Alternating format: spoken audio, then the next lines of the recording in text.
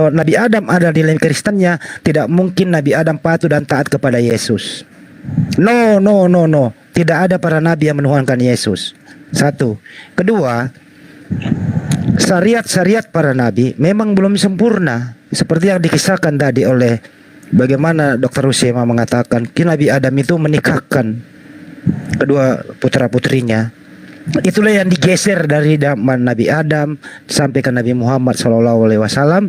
Dengan sempurna sudah Islam Nabi Muhammad, bahwa Al-Quran ada, hadis ada, semua kehidupan diaplikasikan di zaman sekarang ini tidak ada luput dari keislaman, termasuk berdagang, termasuk pajak, termasuk syariat-syariat pernikahan dan seterusnya. Semua ada nilai Islamnya di sana.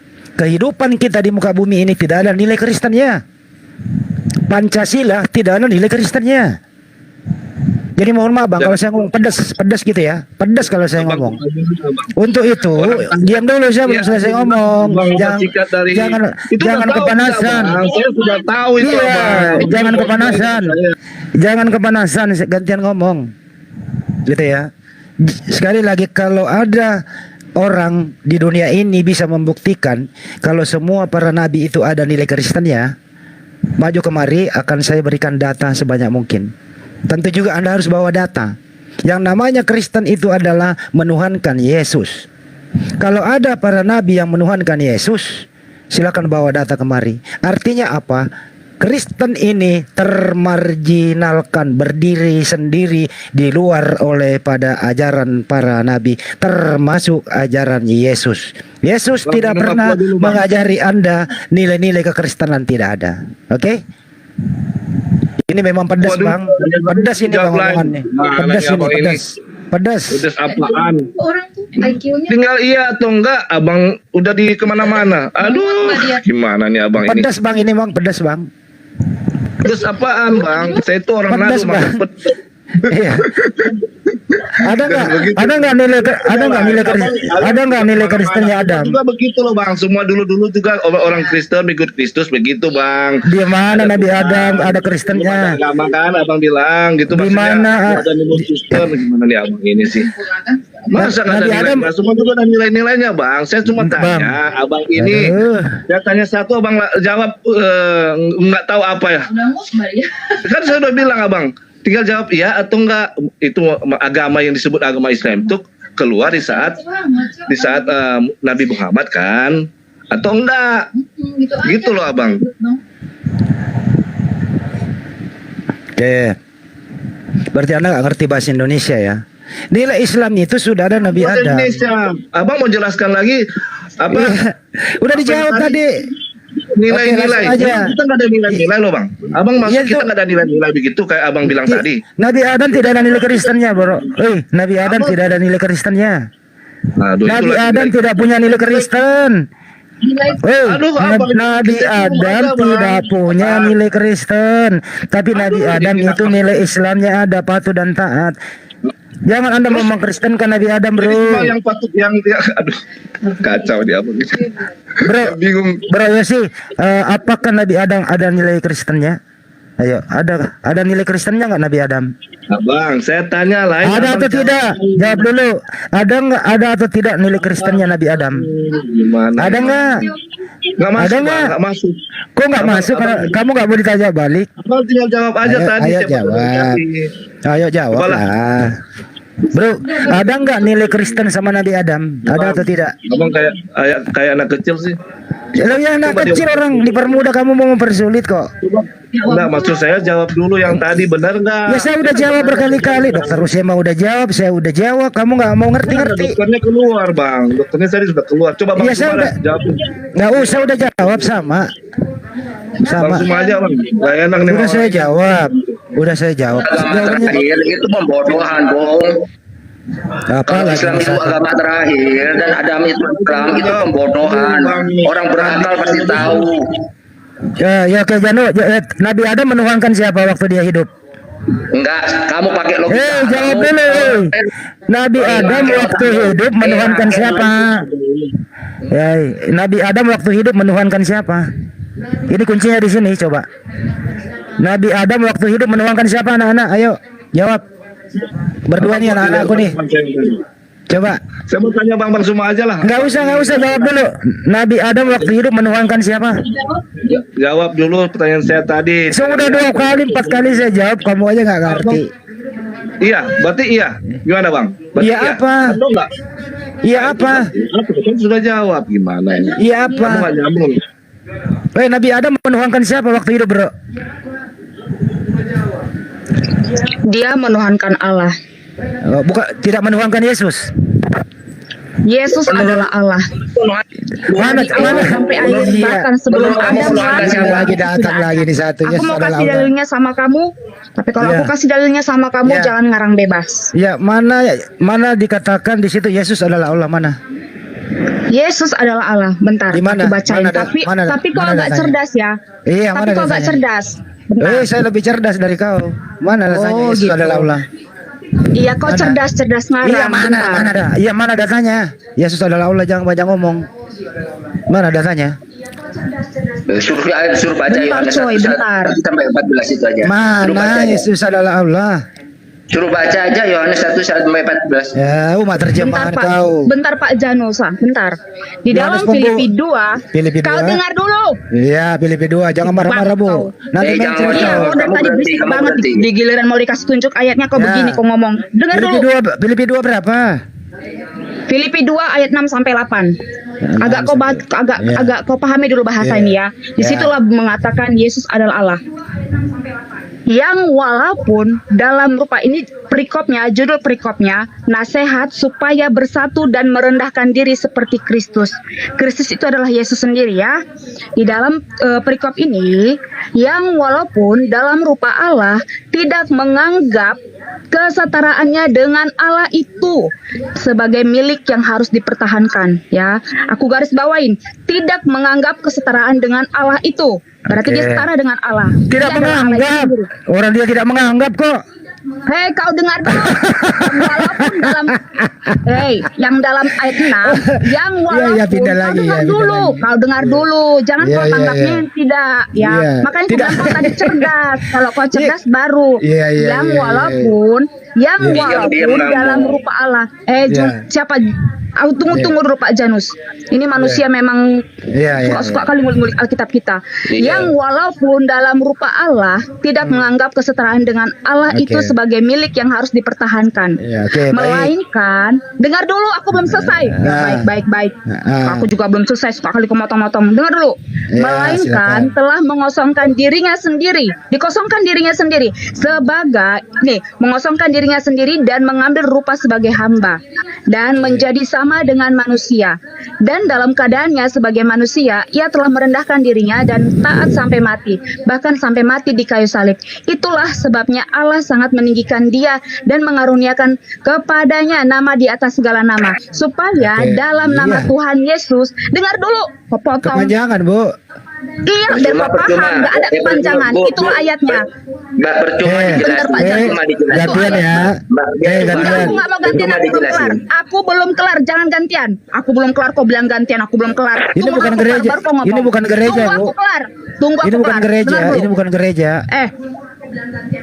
Kau dengar dulu aku, makanya kau jangan tangkap sembarangan. Kau dengar dulu aku baca baru. Ya, kalau Oke. kau cerdas pasti kau pahami setiap ayat yang kutekankan. Ya, Ya. itulah sebabnya Allah sangat meninggikan dia dan mengaruniakan kepadanya nama di atas segala nama, supaya dalam nama Tuhan Yesus bertekuk lutut segala yang ada di langit dan yang ada di bumi dan yang ada di bawah.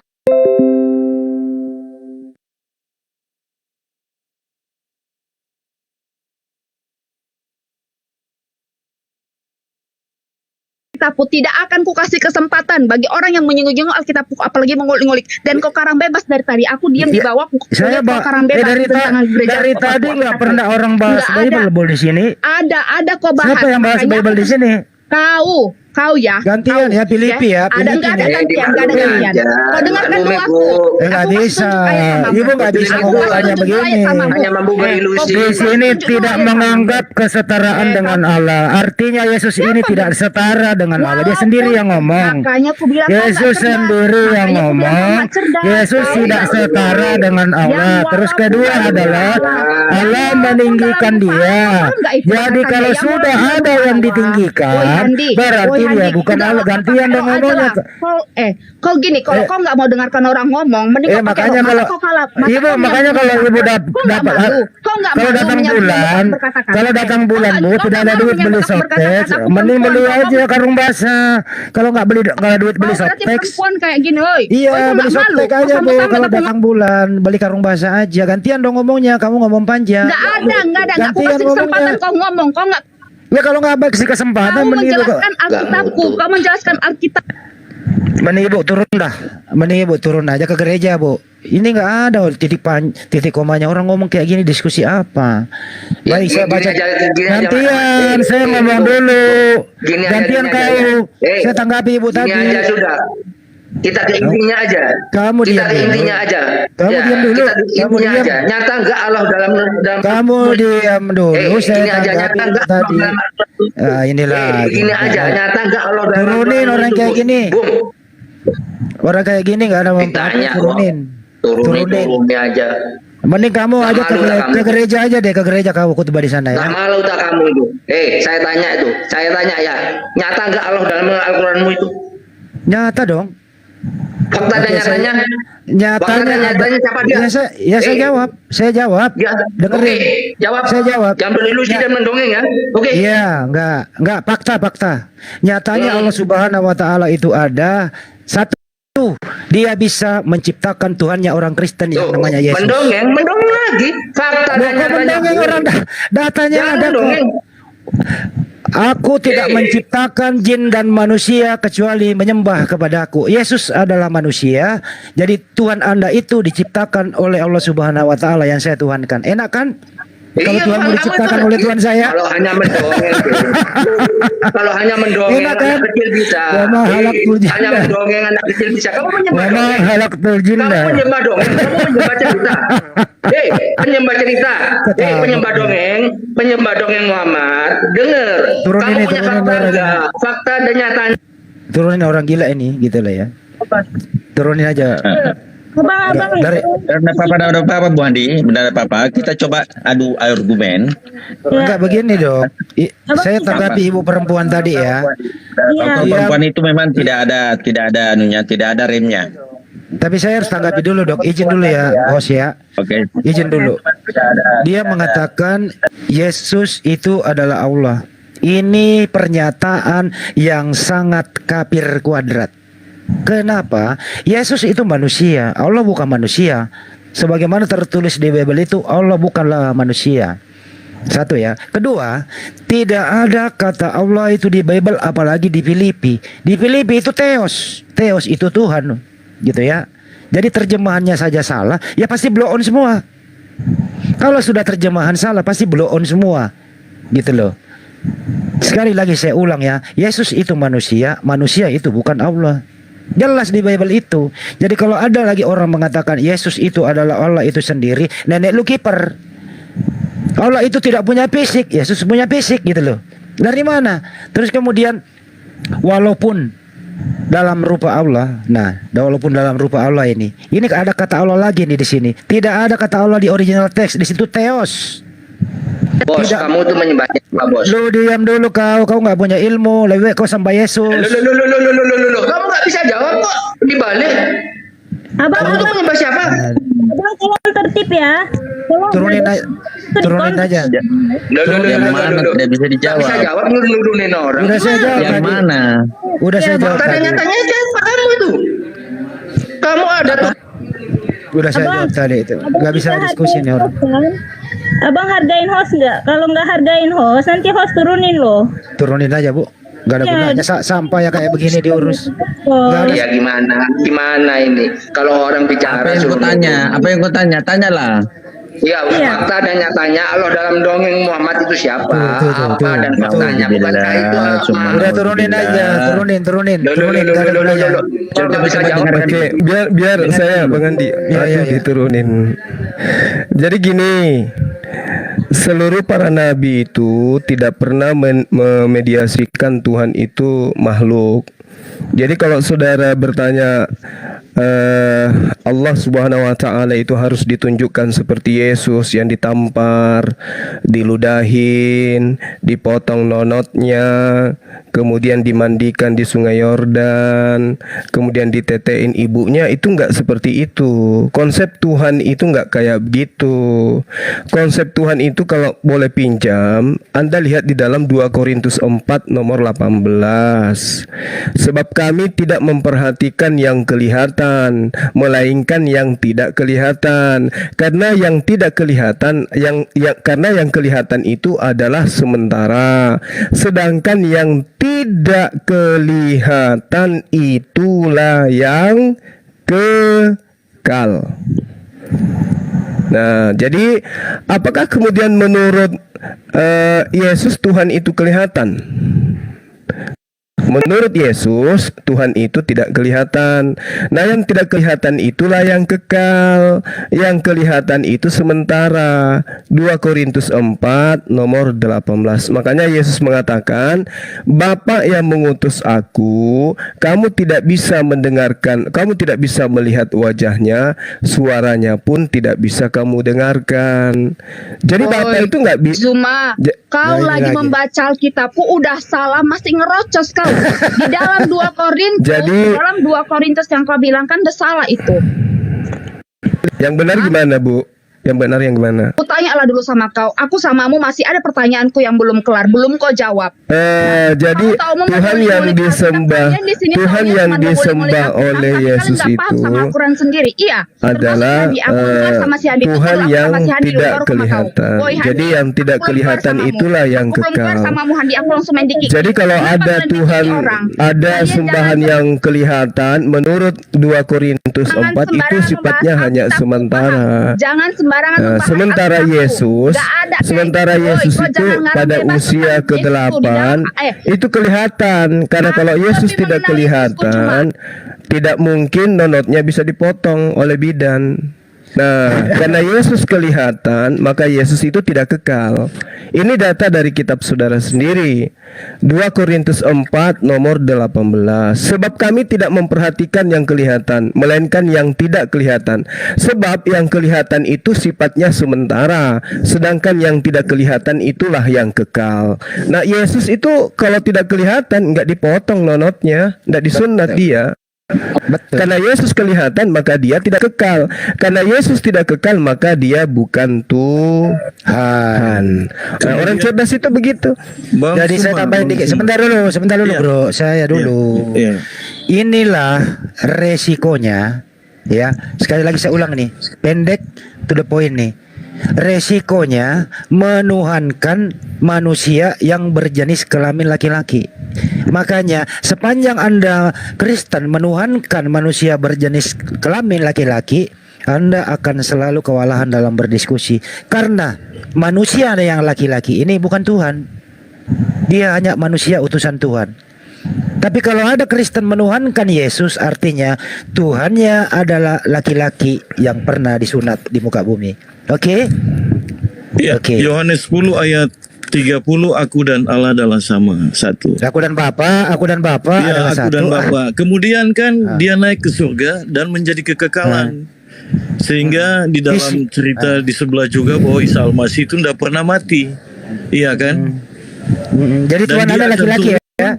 Dia akan turun untuk menghakimi dunia, dan semua pengikutnya itu harus ditinggikan. Jangan turun dulu. Jadi gini Bang Fel.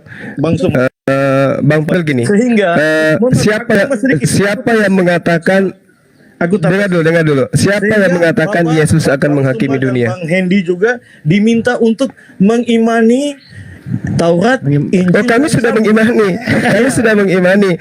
Iya. Kami sudah mengimani.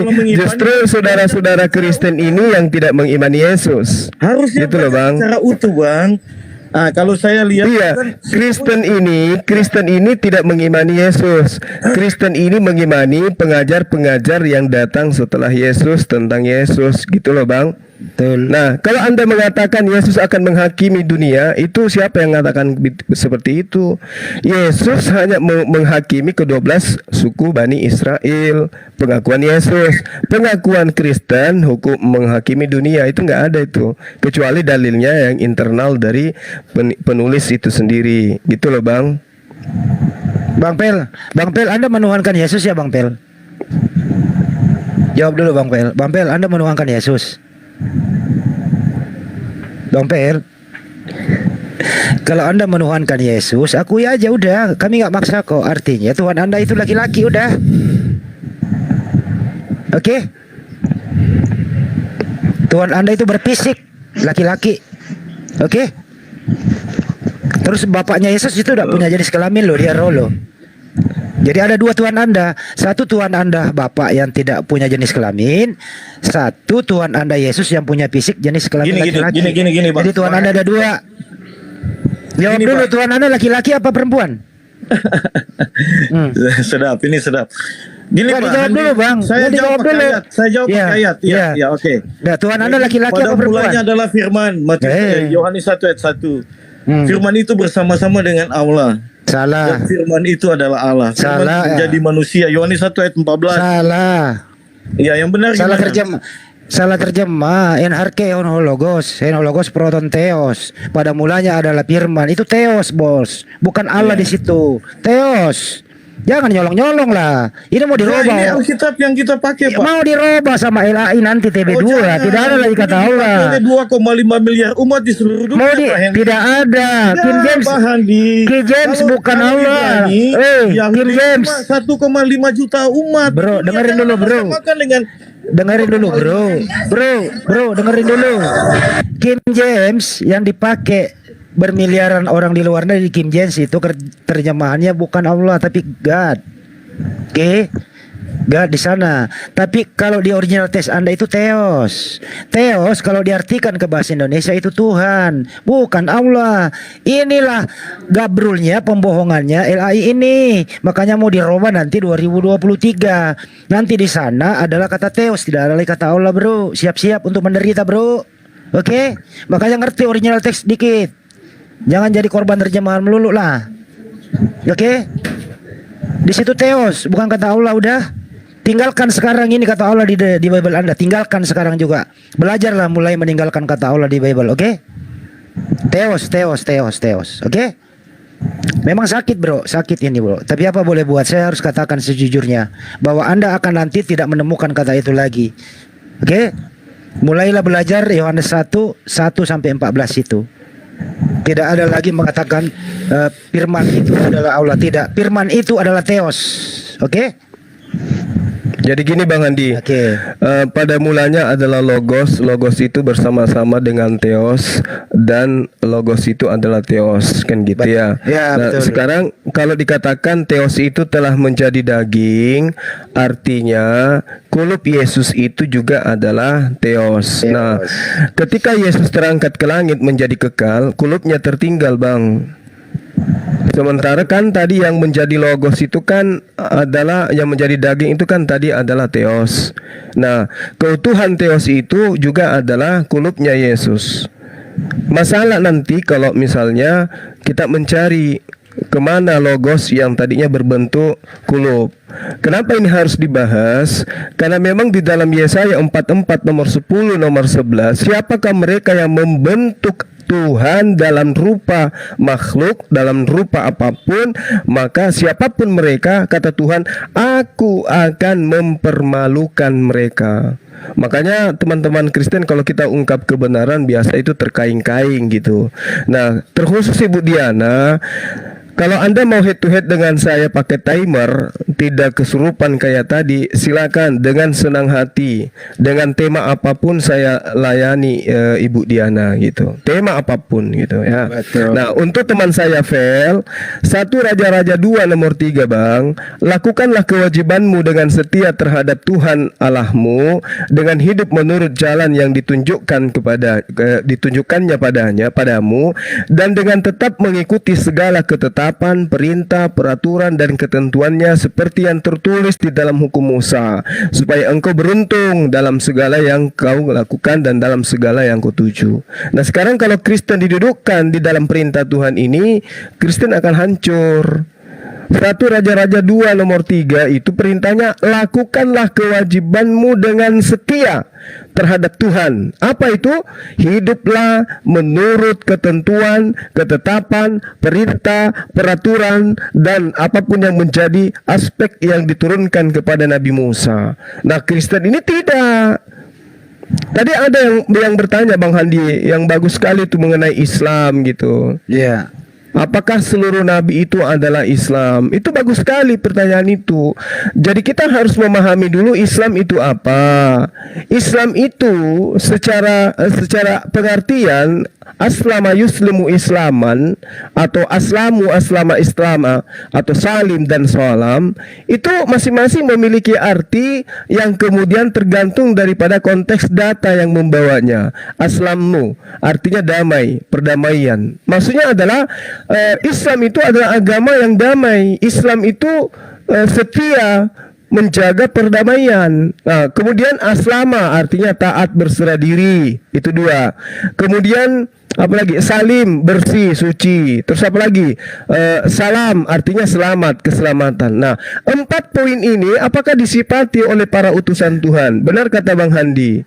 4 poin ini disifati oleh semua utusan Tuhan. Apa itu? Damai, perdamaian, taat, berserah diri, kemudian membersihkan diri, suci lahir dan batin, kemudian mengajarkan selamat dan keselamatan. Semua nabi ini komponennya mengajarkan itu. Itulah Islam. Berarti semua nabi adalah Islam.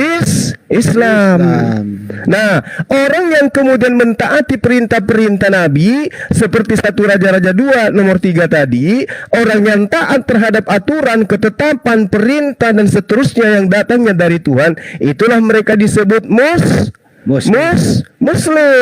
Jadi Islam itu adalah aturan Tuhannya, Muslim itu adalah oknum yang melaksanakan aturan Tuhannya.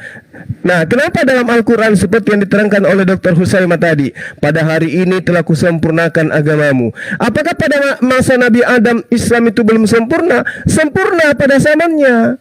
Apakah Islam tidak sempurna pada zaman Abraham? Sempurna untuk dirinya.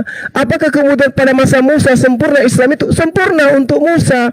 Pada saat Yesus, apakah sempurna? Sempurna untuk masa Yesus. Makanya Yesus mengatakan, masih banyak hal yang ingin aku ajarkan kepadamu, tapi kamu belum sanggup untuk menanggungnya. Artinya, aturan Tuhan, ketetapan Tuhan, perintah-perintah Tuhan itu sudah klop untuk zamannya masing-masing. Nanti setelah zaman bergulir, manusia sudah mampu melaksanakan semua aturan Tuhannya, barulah kemudian kesempurnaan ajaran agama Islam itu diwahyukan. Kenapa? Orang mau berhaji sudah cocok dengan zamannya. Orang mau sholat wajib 5 kali sehari sudah cocok dengan zamannya. Semua proses yang dilakukan keagamaan sudah cocok di zamannya baginda Rasulullah Muhammad SAW. Saya tidak bisa bayangkan kalau hukum wajib haji itu berlaku pada masa Musa, pada masa Abraham. Saya tidak bisa bayangkan. Memang nggak cocok masa itu. Nanti setelah bergulirnya waktu, udah sempurna kehidupan dunia ini, prosesi kehidupan manusia itu udah utuh, maka aturan main Tuhan yang harus diperlakukan diturunkan, diwahyukan oleh Allah. Makanya Yesus mengatakan, ketika ia datang, maka dia akan mengajarkan kamu segala kebenaran, membimbing kamu dalam setiap keadilan dan mengisapkan dunia akan dosa. Makanya di Islam itu ada haram, makruh, mubah, halal, seperti yang diterangkan oleh Bang Handi tadi gitu. Bang, nah, mau nanya, ya, Bang. silakan. Sorry ya dipotong sedikit. Tadi kan Nggak apa-apa. sebenarnya gini, saya mau apa dulu kan, mau apa namanya, ngasih disclaimer dulu dari awal kalau misalnya saya ini nggak pegang agama sama sekali. Saya bukan Kristen, saya bukan Islam, saya bukan Hindu, saya bukan Buddha. Ya, Saya tar nggak dulu pegang bang. sama sekali. Kalau anda punya agama, Tapi- ke Bang Pel dulu bentar. Bang Pel Aku belum kelar, Bang. sebentar Pak, 1 menit aja aku mau. Ya, Bang Pel dulu, silakan Bang Pel dulu sama. Kalau Bapak recording kan gitu. tipenya berbeda. Soalnya saya ada pertanyaan ini beberapa. Biar nanti habis yang- ini Bang Pel dulu, Bang Oke, Pel dulu. thank you. Saya tunggu ya. Jangan kemana-mana ya Bang. Bang Pel, silakan Bang Pel, ditanggapi Bang Juma. Monggo Bang Pel, kalau enggak ya kembali ke teman yang satu. Kalau anda enggak mau menanggapi berarti anda setuju. Dibuka mic-nya Bang. Gitu loh ya. Tadi Bang Pel itu kan membahas Yohanes 1 pasal 1 ya. Seluruh dunia pakai katanya. Pak Bang Pel boleh lihat KJP, tidak ada kata Allah di KJP, Bro. Hanya di kampung Melayu saja, kawasan Melayu aja tuh pakai kata Allah gitu loh. Padahal di Ya. dalam original teksnya, Bro, kamu baca Ya. original teksnya ya. En harke en hologos, kai hologos en prosoton theos gitu ya. Theos, Bro. Theos Ya, itu, gini, Pak. Bang dengar dulu, Bro, Sumar, dengar dulu, Bang- Bro. Bang Theos Hendy, itu, Bro, menurut Anda Theos itu kalau diterjemahkan ke bahasa Indonesia jadi apa, Bro? Ini dulu aja biar kamu pintar. Theos kalau diterjemahkan ke bahasa Indonesia Saya menjadi apa, Bro? bilang kita gunakan yang kita pakai sekarang. Saya nggak perlu dengan yang terjemahan Anda, Bang Handi. Bukan, ini original teks Bible Anda loh. Oh, nggak bisa. Oh, jadi Anda Yang melupakan digunakan original. 2 miliar umat Kristen di dunia yang ini yang kita pakai. Apa Kita KJP menyembah apa? kepada Allah, kita nggak menyembah. KJP pakai kata Allah nggak KJP? Ya udah, terserah Anda. Ya. Loh, kok terserah. KJP pakai kata Yang Allah ini nggak? saya jelasin pun Anda tetap Ya karena Anda nggak mau Anda punya, harus karena Anda mengingkari original teksnya, Bro. Hendy Celebes. Ya. Harus Anda menghargai apa yang kami pegang, bukan Iya. Anda ngotot ingin. Ya kalau Bukan Anda cari ngotot. pembenaran, ya Ini original teks terserah Bible buat Anda loh, Bro. Original teks Konsumsi Bible loh. Anda. Tetapi konsumsi umat Kristen 2,5 miliar di dunia ini yang kita gunakan. Hei, Ya. Kristen luar negeri itu tidak mempergunakan kata Allah. God. Kamu ini gimana sih, udah kasih tahu? Ngeyel juga loh. Memang Ya, gitu ya. KJP pakai kata Allah gitu? Aku sebenarnya ingin tanya ke Bang Suma, cuma Hendy ini cerewet banget ya. Bukan Satu cerewet. Sebelum ke Banyuwangi lo jawab dulu ini. Theos itu kalau diartikan ke bahasa Indonesia jadi apa? Coba. Theos diartikan ke bahasa Indonesia jadi apa? Kamu nggak bisa jawab kan? Karena kamu ini hanya korban terjemahan oleh LAI. Itu loh, siap-siap nanti 2023 kamu diganti. Hati-hati Anda ini nggak ngerti original teks Bible gitu loh. Masa kami yang ngerti kamu enggak? Udah kasih tahu jalan yang bener, ngeyel kamu ini. Gimana kamu ini, Bro? Saya ulang lagi ya. Yohanes 1 pasal 1 menurut original teks Bible-mu itu berbahasa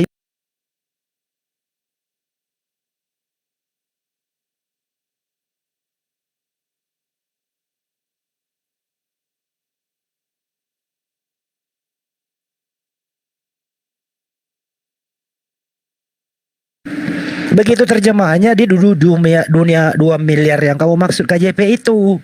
Theos, God di sana tidak ada kata Allah. Makanya kalau jadi korban terjemahan jangan ngeyel kalau diberitahu. Terima apa adanya. Emang sakit gitu loh. Enggak ada yang sakit. Sakit, Bro. Enggak, ngapain mesti sakit? Theos artinya apa Indonesia? Ngapain mesti? Nah, Theos, Justru Theos, Yesus oi, itu Theos. kalimatullah. Yesus Theos itu, kalimatullah. Theos kalau diterjemahkan ke bahasa Inggris apa? Theos kalau diterjemahkan ke bahasa Inggris apa? Aduh, susah kita ngomong kayak kamu ini. Mau menang Emang- sendiri. Enggak, ini gampang loh, Gak bisa, Theos. Bang. Kita Enggak, Theos. gunakan yang kita pakai. Saya nggak Iya. pakai yang Anda punya. Ini LAI pun, ini Bible-mu loh, original teks. Ini Bible-mu, Bro. Bible-mu kok gak dipakai? Iya. Oke ya, saya mau kerja dulu ya. Oke. Ya, silakan, Bro. Silakan, Bro. Assalamualaikum. Padahal saya mau tanya satu ke Bang Sum. Ya tanya aja, tanya. Silakan tanya, silakan. Tanya aja, silakan. Udah selesai ya. Anda nggak bisa jawab. Memang sulit loh menerima kebenaran itu. Silakan tanya. Theos itu diterjemahkan ke bahasa Inggris menjadi God. Theos diterjemahkan ke bahasa Indonesia menjadi Tuhan. Tidak ada kata Allah, bro. Bang, kalau begitu yang kalau misalnya kata Allah di bahasa Ibrani jadinya apa, Bang? Bahasa Ibrani tidak ada akar katanya bahasa Ibrani kata Allah, bro. Oh, jadi kalau misalnya yang di Kejadian 1 ayat 1 itu kan kalau misalnya Ibraninya Beresit bara Elohim. Elohim Beresit itu bara. artinya apa, Bang? Elohim itu adalah identik dengan Hasem. Tapi berimbuhan juga, itu makna plural gitu Elohim itu. Tapi Gitu. kalau Jadi- misalnya Asen itu beda, Bang. Kalau Asen itu kan mengarah ke dewa. Tapi kalau misalnya Elohim ini dia mengarah ke bagian yang suci, Bang. Kalau yang setelah saya baca-baca Ya apanya. terserah Jadi aja kalau sih. misalnya- Menurut Kalau gua, misalnya terserah. Elohim itu kemana? Saya bertanya nih, Bang, bukan mau menyerang. Nggak Saya apa-apa, nggak nggak apa-apa. tahu sama sekali soalnya.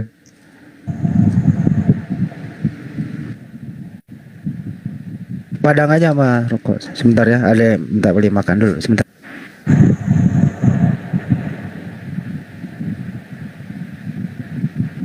Jadi gitu ya, bro ya. Jadi kalau Beresit bara Elohim itu pada mulanya ya, kalau diterjemahkan ke Indonesia itu pada mulanya Elohim yang menciptakan. Jangan jadi Allah dong Elohim itu. Elohim diterjemahkan bukan menjadi Allah. Salah juga tuh terjemahan. Gabrul itu. Jadi berarti Musa itu salah juga dong, Bang, karena Musa kan mengikuti Elohim. Musa itu bahasa kaumnya itu yang dituhankan Musa itu sesuai dengan bahasa Musa di luar Al-Quran ya. Kita ke Taurat ya, yaitu ya Iya, Bang. Tuhannya Nabi Musa, Hasem. Iya. Di Taurat itu, kalau di Al-Quran ya Allah gitu.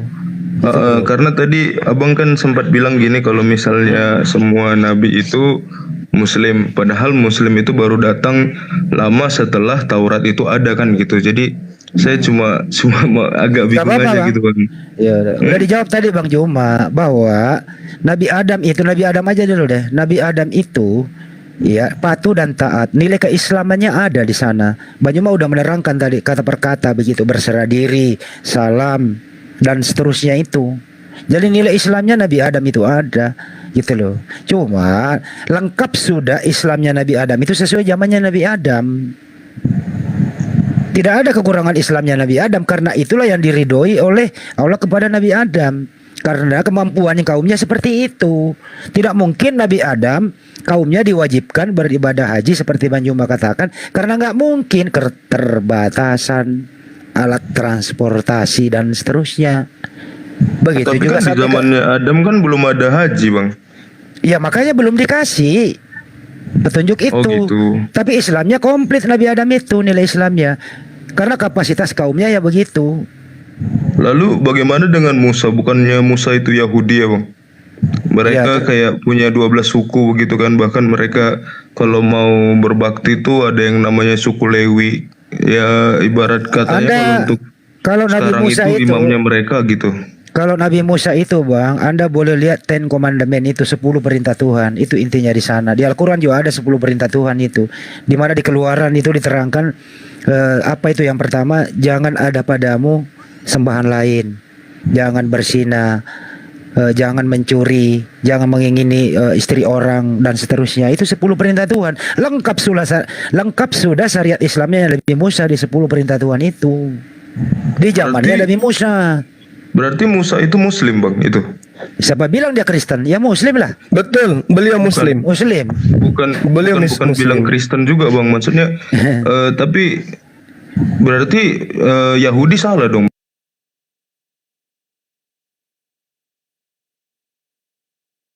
Si Musa ini harusnya, kalau kita lihat dari nilai sejarahnya kan. Jadi gini, penamaan Muslim itu muncul belakangan. Artinya Muslim itu adalah siapapun dia, baik Yahudi, baik Nasara, Sabiin, yang berserah diri tunduk kepada aturan mainnya Tuhan, mereka kami sebut Muslim. Yahudi, tapi mungkin di antara mereka itu ada yang berserah diri kepada Allah, maka dia dinamai Muslim. Penamaan Muslim itu muncul belakangan. Begitu juga penamaan Islam. Tapi kalau dibilang Shalom itu kan damai sejahtera. Nah, damai sejahtera itu bisa didapatkan ketika manusia itu tunduk patuh kepada perintah Tuhan. Gitu loh Bang. Jadi tidak salah mereka itu. Makanya di Al-Quran itu dikatakan siapapun di antara mereka yang beriman, Yahudi, Nasara, Sabi'in, siapapun mereka yang beriman, pasti akan diselamatkan oleh Allah. Kan gitu. Oh gitu. Iya. Bang, sorry ya Bang kalau misalnya aku banyak tanya, soalnya aku pengen banyak mau belajar Bang. Gini, Iya. kalau sekiranya seperti itu berarti seharusnya kita ini nggak boleh terpecah dong Bang. Kan karena gini, kan kita kan dasar kata agama itu kan a dan gama, artinya a itu tidak, gama itu kan kacau, berarti agama itu tidak kacau kan begitu. Nah kalau misalnya tadi saya lihat itu kita jadi lebih banyak kacau gara-gara terjemahan Bang, kan gitu kan. Terjemahannya bahasa Indonesia, bahasa Arab, bahkan bahasa apa tadi Ibrani kan gitu. Jadi saya cuma bingungnya begini Bang, kenapa kita tidak dijadikan satu bahasa saja semua ya gitu? Kenapa harus ada bahasa ini, bahasa itu, bahasa ini, bahasa itu? Kalau di Alkitab saya pernah baca bahwa mereka itu dipecah bahasanya itu ketika ini apa sih namanya? Kejadian apa sih waktu Nimrod itu? Kejadian Babel ya kalau saya tidak salah ya, Menara Babel ya, iya di situ. Nah kalau misalnya di Muslim gimana Bang? Kenapa Apanya bisa, tuh? Apa sih? kenapa bisa bahasa itu terpecah-pecah gitu Bang? Ya, jadi Tuhan itu memberikan kemampuan kepada manusia dengan cara berinteraksi di antar manusia. Artinya bahwasanya kalau dia satu bahasa berarti kita tidak dibatasi wilayah dong. Sementara bahasa itu kan muncul daripada cara manusia setempat untuk berkomunikasi satu sama yang lain. Kearifan lokal. Iya. Tapi, Dan Allah yang kemudian menciptakan semua bahasa itu. betul. Tapi dalam hal beribadah itu harus satu bahasa. Kalau kami Islam yang Banyuwangi beribadah itu sesuai dengan bahasa yang ada di Al-Quran. Tidak ada orang sholat mempergunakan bahasa Indonesia. Itulah indahnya Islam. Itu dari saya. Makasih. Jadi Bang kan gini, kalau di Muslim itu kan dia satu bahasa saja ya, bahasa Arab, bahasa kemuliaan Bang. Kan artinya ini saya udah mau tanya jauh-jauh hari nih. Saya pernah tanya juga ke beberapa Ustadz tapi jawabannya masih belum bisa saya terima Mas. Jadi gini, apa namanya kalau misalnya saya bertanya kan Islam itu kan menggunakan bahasa Al-Quran itu menggunakan bahasa apa ya, Arab ya, benar kan Bang ya? Terus bahasa Arab ini kan bahasa yang suci gitu, dan Al-Quran itu juga dikatakan kitab yang suci yang bisa dipahami oleh semua orang. Nah kalau misalnya bisa dipahami semua orang, harusnya orang nggak perlu belajar bahasa itu kan? Pengertiannya begitu bukan Bang? Atau bagaimana pengertiannya Bang? Tolong dijelaskan Bang. Maksudnya gimana nih? Aku pernah dengar bahwa Al-Quran ini adalah kitab yang bisa dimengerti semua bangsa kan gitu. Kitab yang suci, kitab yang yang perfect gitu, dan nggak perlu ditambahi, nggak perlu dikurangi, karena memang orang akan mengerti dengan Al-Quran ini. Padahal Al-Quran ini ditulis dengan bahasa Arab, bagaimana orang bisa mengerti Bang gitu. Sedangkan kalau kita bilang belajar bahasanya juga pengertian interpretasi orang itu beda-beda. Itu gimana dong Bang? Coba dijelaskan Bang. Iya, jadi gini. Jadi Al-Quran itu kemudian diwahyukan oleh Allah kepada baginda Rasulullah Muhammad sallallahu alaihi wasallam dalam bahasa Arab kan gitu ya. Nah, lalu kemudian kenapa diwahyukan kepada baginda Rasulullah Muhammad sallallahu alaihi wasallam? Karena beliau yang ditunjuk oleh Allah untuk membimbing seluruh umat manusia ke dalam apa yang diinginkan oleh Allah Subhanahu wa taala. Makanya dikatakan dalam Asy-Syura itu ya, ayat 52, Rasulullah Muhammad SAW diberikan Al-Quran untuk membimbing manusia. Nah, bimbingan dari Rasulullah Muhammad SAW inilah yang kemudian disebut hadits. Hadits ini yang menjabarkan kemudian isi yang terkandung di dalam Al-Quranul Karim. Gitu. Jadi Rasul Muhammad SAW mengajarkan Al-Quran, kemudian isi Al-Quran itu dijabarkan. Penjabaran Rasulullah ini kemudian disebarkan ke seluruh penjuru bumi. Jadi tidak ada masalah di sana. Nah, ketika Al-Quran itu datang, misalnya dikirim ke Indonesia, dibawa ke Indonesia, Al-Qurannya diterjemahkan agar manusia mengerti kandungan Al-Quran itu sendiri.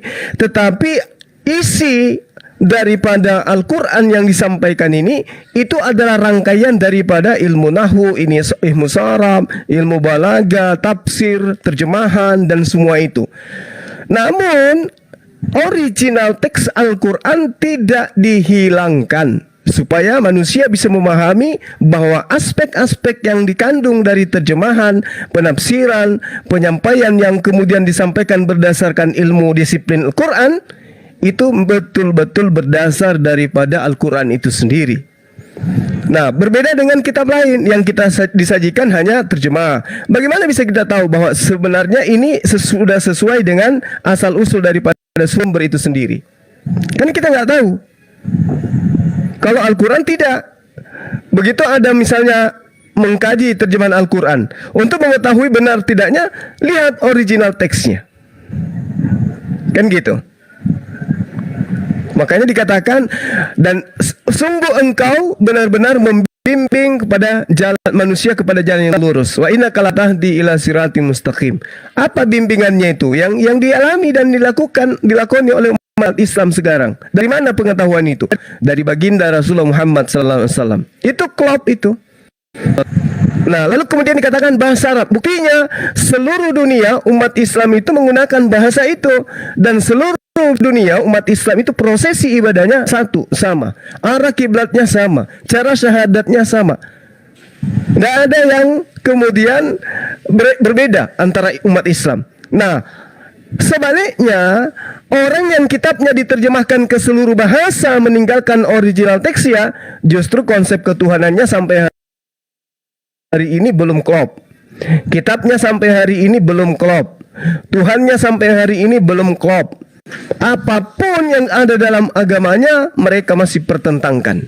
Beda dengan Islam, satu bahasa yaitu bahasa Arab, tapi ketika orang Inggris ke Indonesia mendengarkan sebuah suara dan itu sumbernya dari Al-Quran, orang Barat ini pasti tahu itu pasti Al-Quran, surah Al-Fatihah ayat sekian. Nah, itulah yang kehebatan Islam itu sendiri. Seperti itu, Bang. Silakan. Oh, oke Bang, makasih banyak pengertiannya Bang. Nah, ini pertanyaan mungkin yang terakhir sebelum melempar ke ada kan teman kita yang baru datang. Gak apa-apa, tanya aja terus yang nanya. Gak apa-apa, lu aja tanya terus, tanya aja gak apa-apa. Ini pertanyaan, ya mungkin saya tanyakan Bang. Nah, kalau tadi kan kita sudah bahas tentang bahasanya Bang kan, dan Al-Quran itu dikatakan bahwa Al-Quran itu adalah kitab yang perfect, yang tidak perlu ditambah, tidak perlu dikurangi kan, begitu kan, tidak bisa ditambah dan juga tidak bisa dikurangi kan.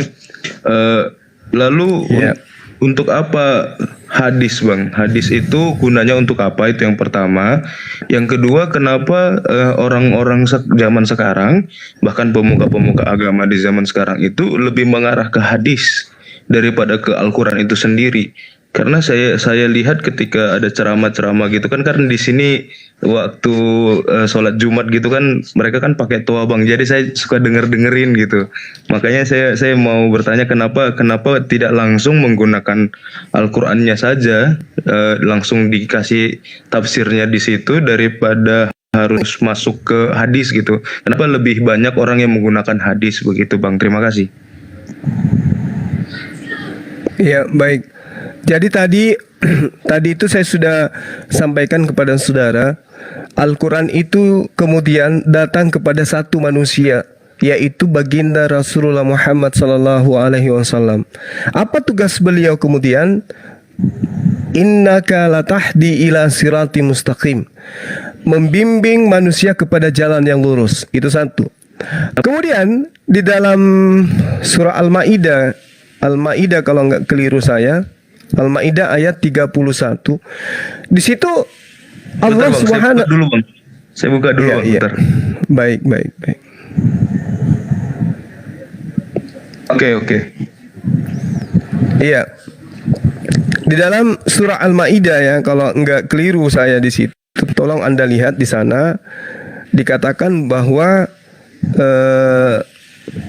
Qul in kuntum tuhibbunallah fattabi'uni. Itu Al-Maidah itu ya. Bukan Al-Maidah, sorry. Ali Imran. Maaf. Ali Imran ayat 31. Di situ sangat jelas dikatakan bahwasanya Qul in kuntum tuhibbunallah fattabi'uni yuhibbukumullah wa yaghfir lakum dzunubakum wallahu ghafurur rahim.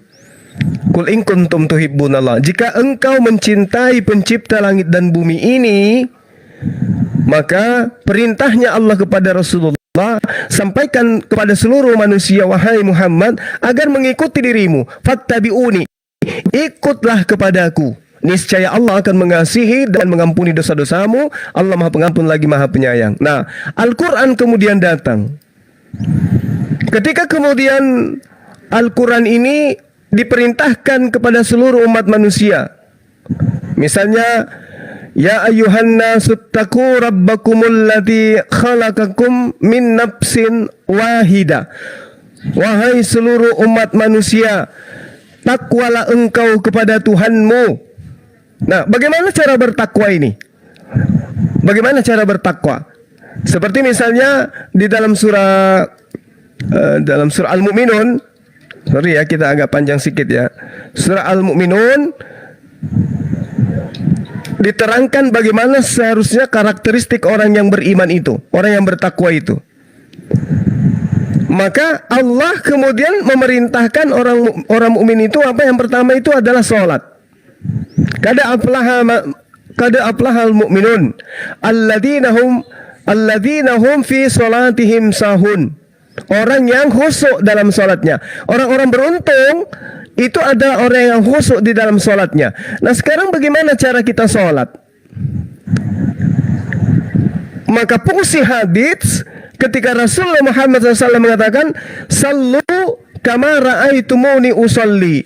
Salatlah kamu semua sebagaimana kamu melihat caranya aku salat. Itu fungsi hadits. Jadi ketika Al-Quran mengatakan alladzina hum fi sholatihim khasyi'un, orang-orang yang beruntung itu adalah orang-orang beriman, dan orang-orang beriman itu adalah mereka yang mendirikan salat, khusyuk di dalam salat. Pertanyaannya, bagaimana cara salat itu? Nah, Rasulullah Muhammad SAW lah yang kemudian kembali kepada ayat tadi, innaka latahdi ila siratal mustaqim, membimbing manusia kepada jalan yang lurus. Jadi prosesi sholatnya kemudian dijabarkan, diuraikan oleh baginda Rasulullah Muhammad SAW. Kenapa harus beliau yang menguraikan cara-cara sholatnya? Misalnya berdiri, angkat kedua tangan, habis itu kemudian ruku, habis itu kemudian duduk, habis itu sujud dan seterusnya. Kenapa harus beliau? Karena kalau bukan beliau lalu siapa lagi? Oh, kenapa bukan Allah saja yang turun? Nggak bisa. Allah itu bukan makhluk. Dia nggak bisa kemudian berubah menjadi makhluk. Karena makhluk itu kodratnya terbatas. Sementara Allah tidak terbatas. Allah Subhanahu Wa Taala itu tidak bisa dibatasi. Sehingga dia tidak bisa menjadi makhluk.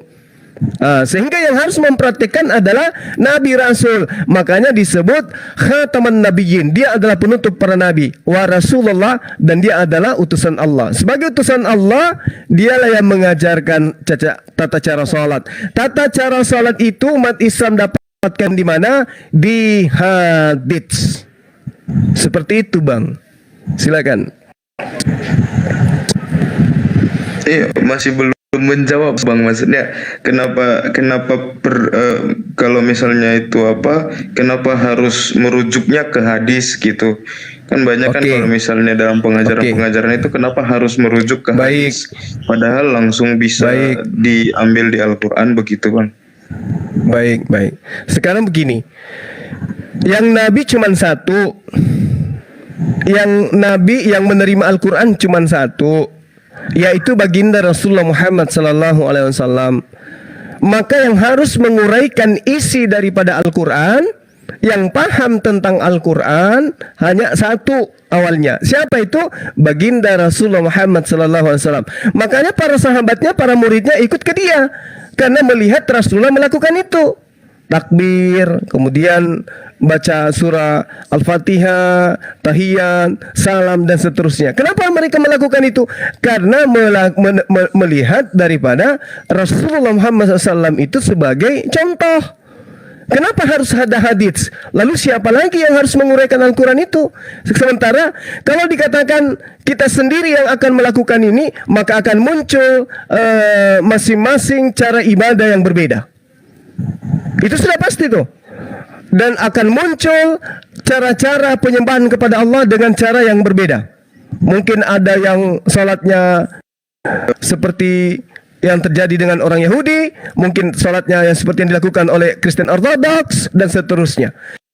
Islam ketika mendapatkan bimbingan dari sang penerima wahyu, maka itulah yang kami imani, itulah yang kami lakukan. Jadi kedudukan hadis di sini adalah ibarat sebuah kue. Di dalam sebuah kue ini, mohon maaf sambil analogi sederhana, di dalam sebuah kue itu komponennya sudah ada tuh, tepung, terigu, mentega, gula, kelapa dan seterusnya, itu sudah ada dalamnya. Hadits tujuannya, fungsinya apa? Menguraikan isi kue tadi. Oh, di situ ada terigu, ada air, ada gula, ada minyak, ada telur dan seterusnya. Itu kedudukan hadits itu seperti itu. Nah, kalau bukan seorang ulama, bukan seorang nabi, bukan seorang ulama, bukan seorang imam, bukan orang ustadz dan seterusnya yang menguraikan Al-Quran, maka seperti yang terjadi terhadap teman-teman kita OTEN, menguraikan hadits, menguraikan Al-Quran tidak sesuai dengan kaidah Al-Quran itu sendiri. Makanya dikatakan sallu kama ra'aitumuni usolli, harus melihat kepada seperti apa Rasulullah itu mempraktekkan. Atiullah wa atiur Rasul, taatnya kita itu kepada Rasulullah, sehingga kita itu dalam beribadah, ketaatan ini bersangkut paut langsung kepada Allah Subhanahu wa taala. Jadi, kenapa bukan Al-Qur'an? Kenapa harus hadits? Karena Al-Qur'an itu datang untuk dijelaskan. Siapa yang harus menjelaskan? Baginda Rasulullah Muhammad SAW. Dengan cara apa beliau menjelaskan? Dengan mempraktekkan perbuatan, perkataan dan ketetapan. Itulah yang disebut hadits. Hadits itu adalah ketetapan, keputusan, perkataan dan juga perbuatan baginda Rasulullah Muhammad SAW. Jika ada mengatakan Rasulullah berkata seperti ini, tetapi kemudian hal itu tidak pernah dikatakan oleh Rasulullah, maka itu adalah hadis palsu. Begitu, Bang. Berarti Al-Quran itu datang untuk dijelaskan, Bang. Boleh saya? Betul sekali. Benar sekali. Bagi Rasulullah, Al-Quran itu sudah jelas bagi beliau, karena beliau diilhami wahyu, diilhami pengetahuan tentang Al-Quran. Nah, bagaimana orang lain itu bisa mengetahui juga seperti beliau? Beliau menjabarkan. Makanya dia disebut sebagai junjungan, dia disebut sebagai nabi, dia disebut sebagai rasul. Dialah yang menjelaskan kepada seluruh umat manusia apa yang pencipta langit dan bumi itu inginkan melalui bimbingan pewahyuan Al-Quranul Karim. Allahumma salli ala Muhammad wa ala ali sayyidina Muhammad. Ada pertanyaan dia banyak banget dijawab tadi. Kenapa kalau di sholat Jumat itu lebih banyak mendengarkan menjelaskan hadis? Padahal dia nggak tahu di situ harus ada ayat suci Al-Quran dibacain dulu. Itu pertanyaan dia juga. Dia sering dengar di luar masjid kan nggak pakai tawa. Kok membahas hadis? Kok nggak membahas Al-Quran dalam khutbah Jumat? Gitu kira-kira pertanyaannya. Ya, Al-Quran itu pelengkapnya juga adalah hadis ya. Jadi kita berpegang teguh pada Al-Quran dan Al-Hadis. Iya. Krokodil. Iya, jadi silakan. Iya. Bagaimana? Jadi sholat Jumat itu ada beberapa rukun ya, ketika dikatakan oleh Allah Subhanahu wa taala, ya ayyuhalladzina amanu idza nudiya lis-sholati min yaumil jum'ah fas'au ila zikrillah wa zarul bai'. Itu ada rukun-rukun sholat Jumat. Di antara rukunnya itu ya harus membaca Al-Quran. Itu rukunnya. Kalau khutbah itu menjelaskan kemudian tentang hadits, ya nggak masalah, karena hadits itu adalah rangkaian sendiri daripada hukum-hukum Islam. Sumber Islam itu ada dua. Yang pertama adalah Al-Quran, yang kedua adalah hadis sahihah. Itu yang kami pahami di dalam pengajaran agama Islam. Kalau khutbah tidak dibacakan ayat suci Al-Quran, tidak masalah. Yang penting di sana itu ada hadits yang disampaikan. Tetapi mau tidak mau, pasti orang itu akan membacakan Al-Quran. Itu pasti orang itu membacakan Al-Quran. Kenapa? Doa-doa yang dibacakan setelah sholat khutbah kedua itu ada bacaan Quran di sana. Mau tidak mau tuh. Tapi kalau dikatakan Rasulullah Muhammad SAW itu bersabda, itu pasti rangkaiannya terkait dengan ayat suci Al-Quran. Itu pasti nggak mungkin keluar. Karena kalau dia keluar berarti dia menggunakan hadits palsu. Begitu bang. Nah, hanya saja mungkin Anda nggak bisa membedakan mana hadits dan mana Al-Quran yang sering dibacakan oleh pengkhutbah tersebut. Karena iya bang, kadang kayak gitu kan, karena pakai bahasa Arab semua kan, makanya gitu bang. Thank you bang, mungkin Bang Lande mau nanya itu bang. Enggak, nanya lagi aja. Bang apa masih ada? Oke, terima kasih. Nanti aja bang. Nanti aja, silakan Pak Lande. Saya tidak bertanya, saya cuma mau tambahkan sedikit saja dari yang saya tahu.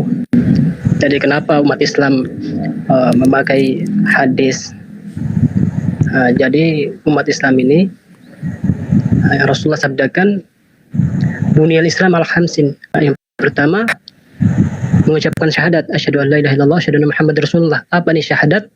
Syahadat adalah la ilaha illallah, kalimat iman, dan Muhammad Rasulullah adalah kalimat amal. Jadi adalah mengimani Allah Subhanahu wa taala, tunduk kepada Allah Subhanahu wa taala dengan mengamalkan sunnah-sunnah baginda Rasulullah SAW. Jadi itu maksudnya. Kenapa makanya umat Islam kenapa harus pakai hadis? Karena itu juga sebagai warisan daripada Rasulullah SAW. Rasulullah SAW mewariskan daripada dua, yaitu Al-Quran dan sunnahnya. Begitu bang. Oke bang, makasih bang. Mas Koko, saya panggil Koko aja ya, jangan Keroko itu ya, Mas Koko. Tambahin dikit ya, tambahin dikit.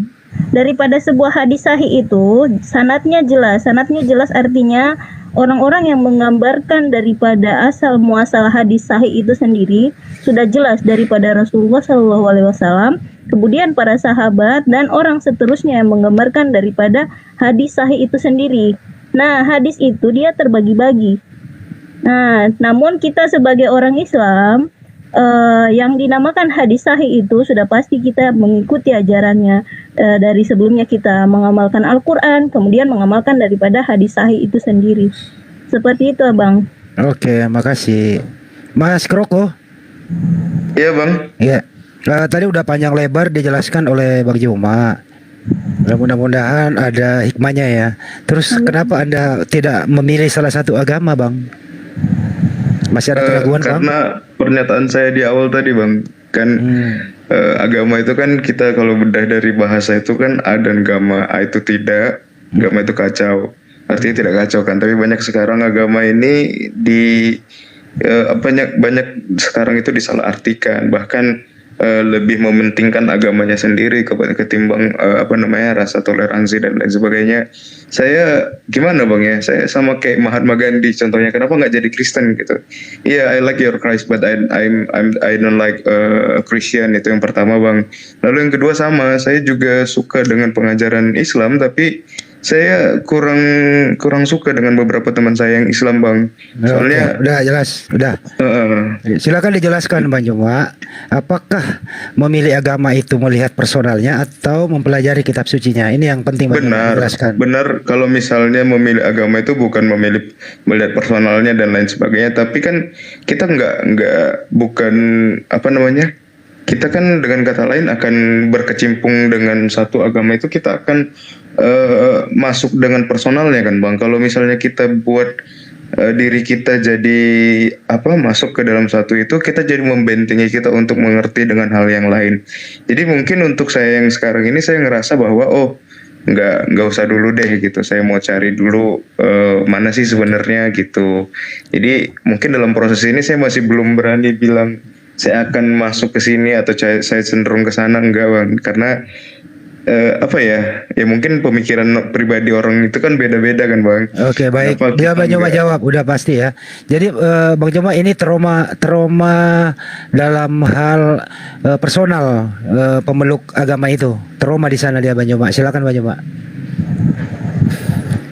Iya, jadi Al-Quran itu menjelaskan gini, wa isqala rabbuka lil malaikati inni ja'ilun fil ardi khalifah. Ketika Allah mengatakan kepada para malaikat, aku hendak menciptakan pemimpin di atas muka bumi, Al-Quran sudah menguraikan bahwa manusia itu kelak akan melakukan pertumpahan darah, pengerusakan, dan seterusnya. Lalu prosesi berlanjut. Iblis itu mengiringi kehidupan anak keturunan Adam, yaitu iblis bersumpah akan mengajak semua keturunan Adam itu masuk ke neraka untuk ingkar kepada Tuhan. Jadi kalau hari ini kita menemukan adanya anak keturunan Adam melakukan satu tindakan yang salah menurut logika dan juga menurut agama, budaya, dan seterusnya, itu adalah bukti kebenaran Al-Quran itu. Karena iblis itu akan bersumpah, aku akan datang dari depan mereka, kiri kanan mereka, dan seterusnya. Aku akan membuktikan kepadamu bahwa anak keturunan itu tidak akan beriman kecuali hanya sedikit. Nah, jadi artinya bahwasanya kita tidak bisa melepaskan keadaan bahwasanya ada kekuatan gaib di luar manusia itu yang cenderung mengajak manusia itu untuk jauh daripada Allah. Dan iblis itu tidak tidur, tidak kelelahan, tidak capek. Mereka panjang umur. Jadi kalau hari ini dia nggak berhasil menyesatkan si A, dia tunggu anaknya si A, supaya anaknya si A ini bisa nanti menyebabkan bapaknya si A itu masuk neraka. Kalau kemudian nggak berhasil lagi anaknya, maka cucunya. Begitu seterusnya. Oleh karena itulah kemudian kenapa Islam selalu minta ihdinas siratal mustaqim, karena tidak ada sisi di alam dunia ini yang kemudian manusia itu bisa terhindar dari godaan setan. Tidak ada sisi di atas muka bumi ini di mana manusia itu bisa terhindar dari bisikan setan. Jangankan pada saat mereka berjalan atau dalam keadaan berbisnis, dalam saat dia menghadap Allah saja, menghadap Tuhannya, Allahu Akbar, di situ setan sudah mulai masuk untuk mengganggu, memalingkan kekhusutan umat Islam itu dalam menyembah kepada Tuhan. Dia buktikan dan dia diberi izin. Aku akan membuktikan ya Rabb, panjangkan umurku, akan kubuktikan kepadamu hanya sedikit dari mereka yang akan beriman. Jadi kalau ada hari ini yang merasa dirinya aku udah beriman, aku udah hebat, oke, tunggu dulu. Tunggu, kalau bukan Anda, keturunan Anda. Kalau bukan keturunan Anda, keluarga Anda, anak Anda, cucu Anda, dan seterusnya. Oleh karena itulah Islam selalu berdoa, ya Allah, ampunilah segala dosaku, lindungilah keluargaku, jauhkanlah dari godaan setan. Itu doanya selalu kayak begitu.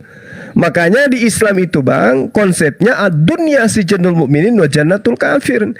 Dunia itu adalah penjara bagi orang-orang mukmin dan surga bagi orang-orang kafir. Kenapa penjara? Melangkah harus punya hitungan, mundur selangkah harus punya hitungan, melangkah ke kiri harus punya hitungan. Itulah Islam. Ihdinas siratal mustaqim. Petunjuknya selalu minta diarahkan.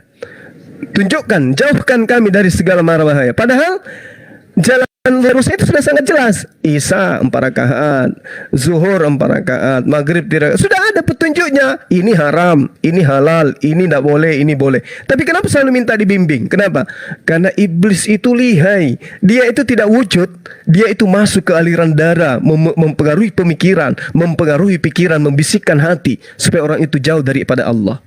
Nah, jadi kalau Anda terheran-heran melihat manusia Islam ada yang kayak begitu, tinggalkan keheranan itu. Tapi kembalilah kepada kitab sucinya. Apa yang ada di dalam kitab sucinya, lakukan semampu Anda. Gitu. Itu intinya itu di situ.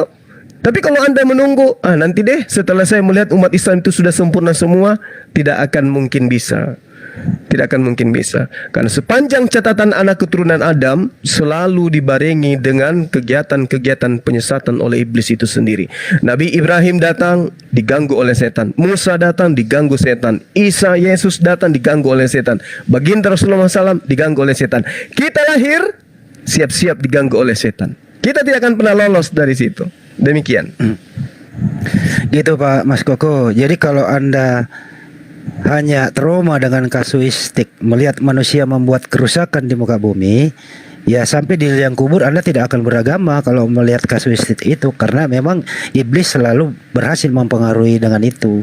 Silakan saja tidak mau memilih sepanjang Anda masih trauma dengan kasuistik itu. Silakan bro. Karena gini bang, gimana ceritanya kita mengaku mengikuti tapi nanti ujung-ujungnya kita nggak mengamalkan apa yang kita imani itu.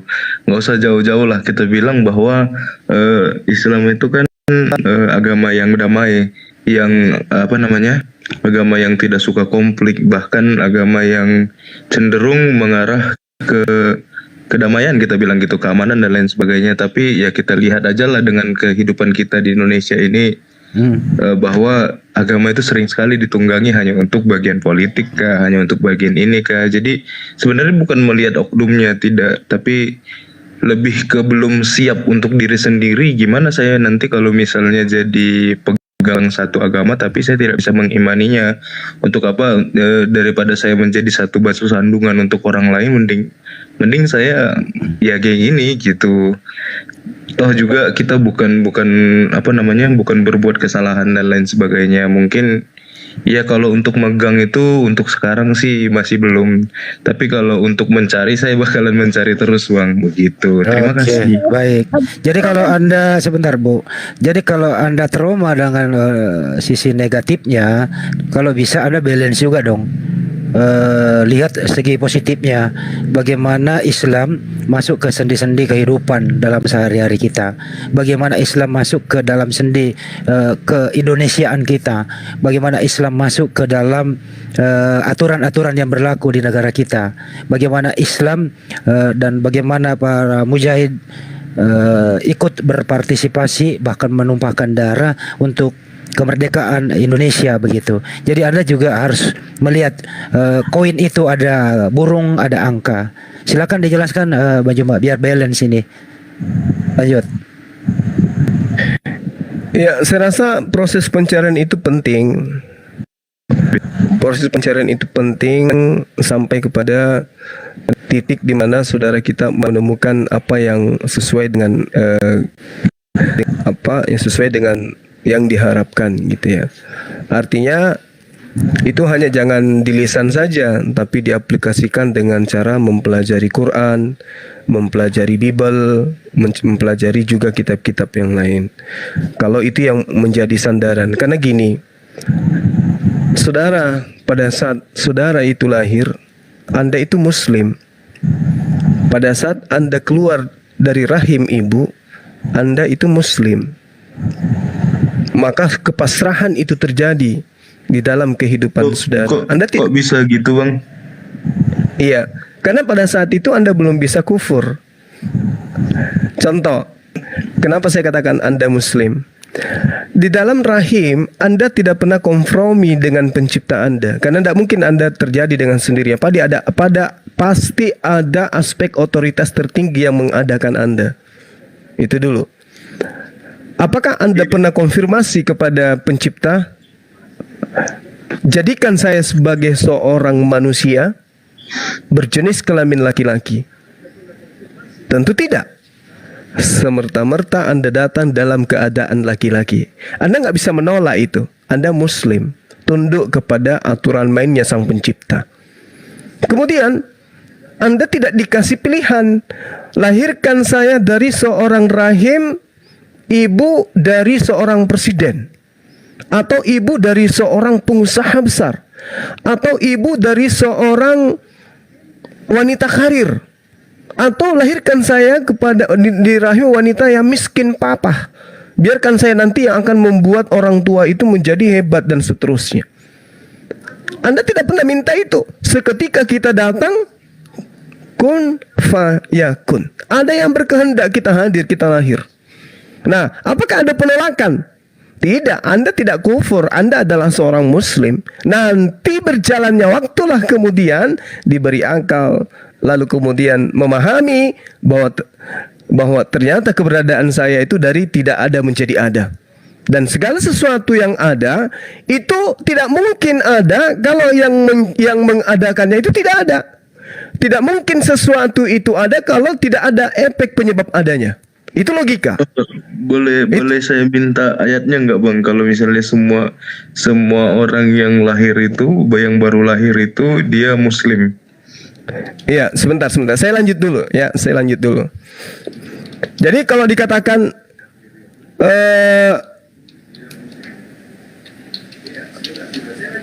kita tidak pernah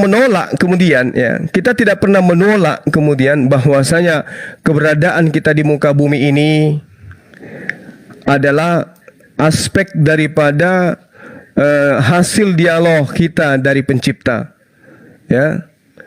Maka sungguh kita ini akan memahami kondisi di mana keberadaan kita sebagai manusia ini adalah sekutu dari pencipta itu sendiri. Nah, sedangkan kita tidak pernah minta kepada Allah, ya Rabb, lahirkan aku dalam keadaan wanita, dalam keadaan perempuan, laki-laki. Nggak pernah kita minta itu. Seketika kemudian Allah Subhanahu wa taala menciptakan kita dalam keadaan seperti yang kita mau. Nah, oleh karena itulah kemudian Al-Quran mengatakan begini, la yus'alu amma yaf'al wa hum yas'alun. Dia Allah tidak ditanya tentang apa yang dikerjakan, tetapi kitalah manusia ini yang ditanya tentang apa yang kita kerjakan. Nah, itu yang perlu saya pahamkan kepada saudara. Jadi kalau dikatakan bahwasanya manusia itu dilahirkan dalam keadaan muslim, dalam keadaan fitrah dia, itu sudah sangat jelas. Kenapa saya katakan seperti itu? Di dalam Al-Quranul Karim, di dalam surah Al-Araf ayat 172, wa iz ahaza rabbuka min bani adam min zuhurihim, situ jelas dikatakan, ingatlah ketika Tuhanmu mengeluarkan keturunan anak-anak Adam dari sulbi mereka, dan Allah mengambil kesaksian terhadap jiwa mereka seraya berfirman, bukankah aku ini Rabbmu? Mereka menjawab, ya, Engkau adalah Tuhan kami. Kami bersaksi, kami lakukan yang demikian itu agar di hari kiamat kamu tidak mengatakan sesungguhnya kami Bani Adam adalah orang-orang yang lengah terhadap ini, terhadap keesaan Tuhan. Jadi kita ini Muslim, Bung. Sekarang Anda mengatakan, oh saya tidak pernah merasa berdialog dengan Allah. Sebelum saya dilahirkan di atas muka bumi, saya nggak pernah dialog. Ya, ibaratnya kita ini saat sekarang lagi ujian. Kita. Begitu kita keluar dari ujian di kelas, misalnya analoginya kita lagi ujian nasional. Begitu kita keluar dari ujian nasional, barulah kita mengatakan, oh iya ya, jawaban dari nomor 1 itu sebenarnya ini. Aku sudah pernah pelajari ini sebenarnya, tapi kok saya lupa gitu loh. Inilah yang terjadi sekarang. Analogi kedua, ketika kita kelas 1 SD, 1 tambah 1, 1 tambah 3, 1 tambah 4, 1 tambah 5, itu adalah pelajaran yang paling sulit ketika kita kelas 1 SD. Naik kita ke kelas 2, pelajaran itu enteng yang tadi. Naik ke kelas 3, pelajaran kelas 2 itu enteng. Naik ke kelas 4, pelajaran kelas 3 itu enteng. Begitu seterusnya. Meninggalkan dunia ini, ternyata ujian itu enteng. Ternyata kehidupan yang benar itu menjadi Islam. Ternyata kehidupan yang benar itu menyembah Allah. Ternyata kehidupan yang benar itu adalah mentauhidkan pencipta langit dan bumi. Tapi apa daya, kita sudah pindah kelas. Bukan lagi belajar kelas 1, sudah pindah di kelas 4. Tinggal saatnya sekarang menerima hasil dari pelajaran itu. Ini yang dikatakan oleh Al-Quran. Wa iz ahaza rabbuka min bani adam min zuhurihim. Dan itu hanya bisa dipahami oleh orang-orang yang paham terhadap kaidah-kaidah Islam itu sendiri. Nah, makanya dikatakan dalam hadis qudsi, hadis qudsi itu adalah firman Allah yang didatangkan kepada baginda Rasulullah Muhammad SAW, tapi tidak dibukukan di dalam Al-Quranul Karim. Itu hadis qudsi, di atas daripada hadis sahih. Apa yang dikatakan oleh hadis qudsi? Sesungguhnya aku telah menciptakan hamba-hambaku dalam keadaan hunafa. Apa hunafa itu? Islam semuanya. Kemudian setan datang kepada mereka, lalu memalingkan mereka dari Islam itu, mengharamkan atas mereka apa yang aku halalkan, dan memerintahkan mereka untuk menyekutukan aku dengan sesuatu yang tidak aku turunkan keterangan kepadanya. Itu Islam tuh. Inni khalaqtu ibadi hunafai kullahum wa innahum atathum syayatin. Kita dipalingkan oleh setan. Ketika tadi kita ini adalah umat Islam. Lalu dikatakan ma min waladin illa yulad. Tidaklah setiap anak kecuali dilahirkan dalam keadaan suci, fitrah. Maka bapak ibunya lah yang menjadikan mereka Yahudi, mereka menjadi Nasara, atau menjadikan Majusi. Ini yang kami pahami dan perlu dipahami oleh umat Islam itu sendiri. Nah, makanya seperti yang saya terangkan tadi, Bung, sedikit lagi, ya ayyuhalladzina amanu qu anfusakum wa ahlikum nara wa quduhan nas wal hijara. Wahai orang-orang beriman, jagalah dirimu dan keluargamu dari siksa api neraka yang bahan bakarnya adalah manusia dan batu. Siapa manusia dan batu ini? Manusia yang telah datang kepadanya kebenaran, tapi ditolak dan lebih mengedepankan pentuhanan terhadap akalnya sendiri. Sekira begitu dari saya, sahabat. Panjang lebar saya ini seperti ustaz saja saya ini. Silakan Bang Handi, silakan. Silakan bro. Jadi Anda ini tadi agak heran kok bayi itu Muslim gitu. Iya, saya merasa kalau karena setahu saya juga saya sudah belajar bahwa orang yang di luar Muslim itu ya kafir gitu. Jadi orang yang kafir loh, kok tiba-tiba dikatakan bahwa saya saya lahir itu bahwa saya adalah Muslim gitu. Berarti kalau misalnya nanti saya masuk Islam, saya bukan mualaf dong, tapi Muslim gitu. Jadi banyak pertanyaan yang timbul jadinya di pemikiran gitu. Kan karena ya, kembali kepada fitrah. Iya, jadi kembali kepada fitrah. Saya udah bahas di fitrah tadi, udah dengar pembahasan di fitrah tadi, makanya itu tadi saya kayak, waduh, kok bisa begitu ya? Bagaimana ceritanya? Makanya ini saya sekalian searching ini Mas, lagi nyari. Yang jelas gini bro, ya, yang jelas tidak ada bayi yang kafir, tidak ada. Serius ini. Kalau ada bayi meninggal itu surga tempatnya bro. Belum dimintai pertanggungjawaban dia, bayi itu. Jadi kalau mau masuk surga, mestinya Anda terlambat mati. Mestinya pas Anda balita mati gitu loh. Surga itu. Sekarang Anda udah banyak noda gitu ya. Silakan memilih saja. Karena Anda bukan bayi lagi gitu. Udah bisa berpikir yang mana yang baik, yang mana yang buruk. Gitu bro. Oh oke Bang. Terima kasih. Mungkin Bang Marvel ini mau nanya. Nanti saya mau kasih pertanyaan juga. Tapi saya mau ambil bahan dulu Bang. Oke, mantap. Silakan Marvel. Assalamualaikum. Ya, baru pertama ini saya fans Bang Juma. Mohon ini Bang di fallback, saya mau pingin konsultasinya nanti di belakang saja kalau pingin lebih tahu tentang Bang Juma nih. Saya Muslim Bang, tapi saya kan kadang-kadang iman naik turun gitu. Saya sering masuk ke grupnya yang perdebatan itu ya, yang perdebatan dan lain sebagainya lah. Intinya saya pingin kenal Bang Juma, lebih pingin ilmunya gitu. Intinya ke sana sih Bang. Salam kenal ya Bang. Ya insyaallah Bang, insyaallah. Ya, baik.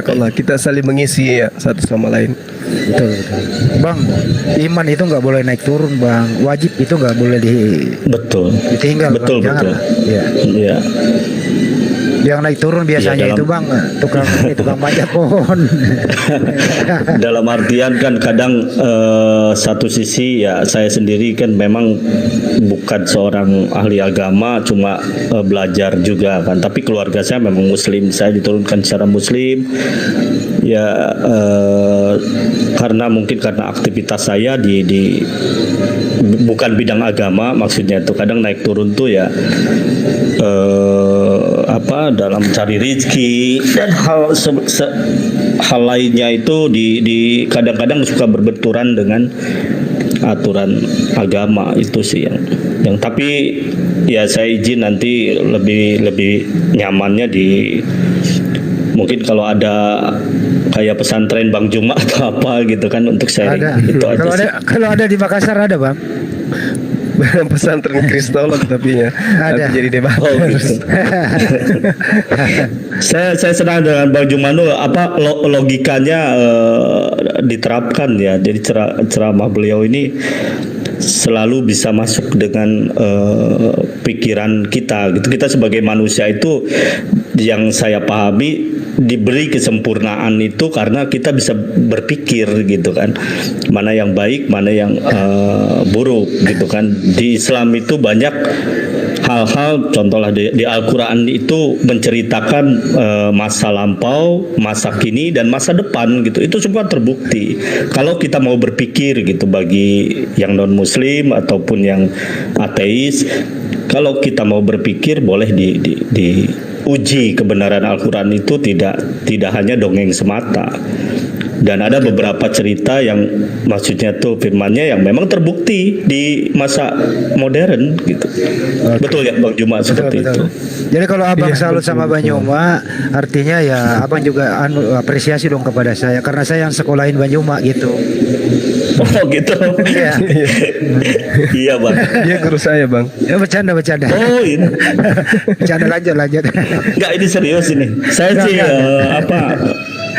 fans Bang Mo suka dengan ininya, baik di YouTube, baik di ini. Baru sekarang kesempatan saya berapa kali nge-DM beliau ya, maksudnya tuh pengen lebih kenal lagi tentang maksudnya ilmu beliau ini gitu. Itu aja sih. Dilanjut Bang. Boleh tahu Mas Marpel di mana? Saya di Palembang, tapi saya asli Bandung. Oh, saya lama juga dengan Agim dalam artian bidang pekerjaan ya. Saya seorang chef, saya pernah gabung dengan Agim juga. Kemudian saya pernah gabung dengan beberapa ini kayak jamaah tablik gitu. Ya jadi naik turun Bang Juma. Saya tuh dengan jamaah tablik di Padang saya pernah ikutin seperti itu. Saya ingin sharing, siapa tahu bisa menambah keimanan saya gitu. Saya muslim. Yang penting tetap yang penting tetap istiqomah ya Bang. Jangan sampai dunia ini menyilaukan kita. Itu yang penting. Iya. Kita mati kok kita nanti mati gak ada di bawah loh Bang. Kapan doang loh. Ya tapi ya itu makanya saya sendiri punya anak gitu kan, anak jadi nyambung ke kehidupan. Kadang ya itu maksud saya naik turun tuh kadang-kadang kebutuhan gitu kan. Saya pingin lebih mendalami tentang agama sebenarnya. Kalau punya anak itu diberi ilmu agar ilmunya bermanfaat. Anak itu bikin soleh agar doanya nanti mendoakan bapak. Terus kemudian amal jariah yang penting Pak. Itu yang penting. Iya. Ya alhamdulillah anak saya di pesantren Hafiz di Soreang. Itu 2 orang. Ya jadi saya lebih cenderung ke pendidikan agama dulu gitu. Yang penting tidak ada anak yang ini Bang. Yang penting tidak ada anak yang jual alkohol ya Bang. Iya itu. jangan sampai kayak bapaknya. Kebetulan kan bidang saya memang ya itu Bang Juma, kadang-kadang saya buka karaoke gitu kan, saya pernah di bidang itu, 8 tahun saya lepasin. Itu sih, kita sebagai manusia ya harus berpikir terus dan nyari guru ya mungkin ya. Itu aja Bang Juma. Baik Bang. Ya. Terima kasih banyak. Masih bisa Sunda ya Bang, jangan lupakan Sunda Bang. Tiasa abdi nyarios Sunda tiasa. Mohon. Alhamdulillah abdi sok keliling. Gitu aja. Palembang teh di mana Kang? Palembang saya di Basuki Rahmat. Palembang. Abdi teh di Patal Pusri. Abdi. Oh, Patal Pusri, boleh nanti meet up saya di Kalpataru Cafe and Resto. Kalau ini mampir boleh, nanti kita ngobrol-ngobrol sharing. Kayak lah yang makanya kayak waktu dia di aturkan. Insya Allah siap. Saya tunggu. Bang Juma bisa Sunda juga dia tuh Bang Juma. Oh, maaf ini izin Bang Juma. Kalau Bang Juma tuh asal di mana Bang? Ada pesantren atau sekolah gitu kan? Saya di Makassar Bang, Makassar. Saya Bugis. Oh, Makassar. Oh, ya jauh ya. Ya kalau dekat di ada, hati bang. Muslim itu dekat ya di kalau hati. ada, baik-baik. Kalau ada, ya ini saya ya apa ya, kayak ya kajian-kajian abang ini benar-benar masuk di ini saya. Itu aja sih yang ya. Jadi Ya. Ada yang nanya kalau saya omnipresent. Saya juga orang Bugis, tapi saya di Jakarta. Ya saya pernah di Palembang juga, di mana-mana pernah. Omnipresent saya bang.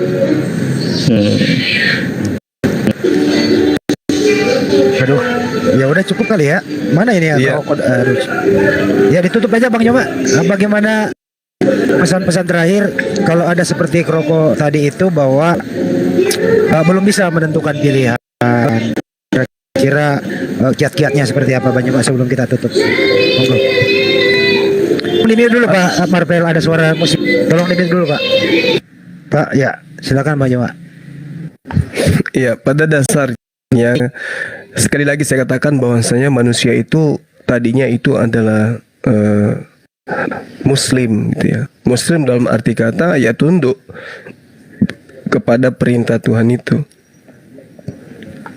Nanti setelah kemudian orang ini dewasa, barulah mereka melakukan pembangkangan terhadap pencipta langit dan bumi. Jadi kalau ada yang mengatakan Tuhan kita itu beda, mungkin maksudnya sembahan. Karena Tuhan itu cuma satu, pencipta kita itu cuma satu. Hanya ada di antara kita kemudian yang menyembah kepada bukan Tuhan kita yang menciptakan kita itu. Makanya ganjarannya bagi mereka yang tidak menyembah kepada Tuhan yang sesungguhnya itu ya finar, di dalam api tempat kembalinya kan gitu. Nah karena itulah kemudian ya kita harus menguji setiap langkah yang kita alami ini dalam kehidupan terkait dengan dua agama besar ini. Kita harus uji kebenarannya. Makanya tadi saya mengawali dengan surah Al-Maidah ayat 117 itu. Ma qultu lahum illa ma amartani bi ani ubudullah rabbi wa rabbakum. Apakah poin ini pernah diajarkan oleh para nabi? Ternyata betul. Yesus mengatakan dalam Yohanes 4 nomor 22. Belum lagi ketika dia mengatakan di dalam pengajarannya kepada Maria, Maria pergilah kepada saudara-saudaraku, katakan kepada mereka, aku pergi kepada Tuhanku dan Tuhanmu, Allahku dan Allahmu, Bapakku dan Bapakmu. Jadi Al-Quran tidak pernah salah ketika Nabi Isa diceritakan, ketika Nabi Isa datang kepada Bani Israel, inni Rasulullahi ilaikum. Beliau mengajarkan agar Bani Israel menyembahnya kepada Allah. Nah, itu udah final kita bagi umat Islam, itu udah final tuh. Jadi tidak ada keraguan terhadap apa yang kemudian dijabarkan oleh Al-Quranul Karim. Makanya Al-Quran di ayat lain mengatakan begini, wala tujadilu ahlal kitab illa billati hiya ahsan illal ladina zalamu minhum wa qulu amanna billadina unzila ilaina wa unzila ilaikum wa ilahuna wa ilahukum wahid wa nahnu lahu muslimun. Jangan kamu berdebat dengan ahli kitab melainkan dengan cara yang baik, kecuali dengan orang-orang yang zalim di antara mereka. Lalu katakanlah kepada mereka, kami telah beriman kepada kitab-kitab yang terdahulu, dan kami beriman kepada kitab yang diturunkan kepadamu, dan kami beriman kepada kitab yang diturunkan kepada kami. Maka Tuhan kita, Tuhan kami dan Tuhan kamu itu satu, dan hanya kepadanya kita kemudian berserah diri. Tuhan kita itu satu sebenarnya, yang menciptakan kita itu Allah, dan tidak ada kemudian Tuhan lain selain daripada itu. Karena itulah kemudian ya, yuk mari kita kembali kepada poin kebenaran, mengkaji secara mendetail isi Quran dan juga isi kitab yang kemudian diajarkan oleh teman-teman Kristen. Kita nggak bisa lagi menemukan Taurat, nggak bisa lagi menemukan Injil, nggak bisa lagi menemukan Mazmur. Nah karena itulah kemudian ya mari kita seru yang ada di seru Al-Quran. Ya ayuhan nasu kulu mimma fil ardi halalan tayyiba. Ya ayuhan nasu taqu rabbakumul ladzi khalaqakum min nafsin wahidah. Ya ayuhan nasu qad ja'akum rusul bil haqqi min rabbikum fa'aminu. Kita kembali aja ke situ, bahwa ketika Islam mengajak manusia di luar Islam kembali kepada fitrahnya, yang kita sembah itu adalah bukan makhluk. Yang kita sembah itu bukan roh-roh. Yang kita sembah itu bukan hewan, bukan tumbuhan, bukan gunung, bukan batu, tapi yang kita sembah itu adalah laisa kamislihi syai', esensi otoritas tertinggi yang tidak bisa diserupakan dengan apapun. Dialah Allah, sang pencipta langit dan bumi. Udah selesai. Jadi kita tidak menduakan visualisasikan Tuhan.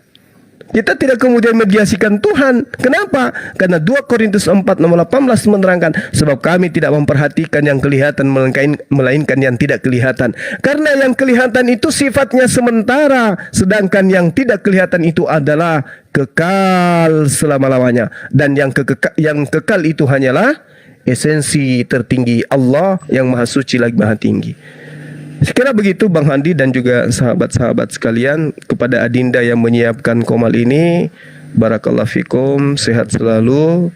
Mohon maaf ketika di komal tadi kami ada agak keras. Kami ini laki-laki biasanya suaranya keras, sementara Adinda Mafri ini suaranya lembut sekali. Kami mohon maaf untuk itu, kiranya yang baik datangnya dari Allah dan yang keliru itu dari individu kami masing-masing. Demikian.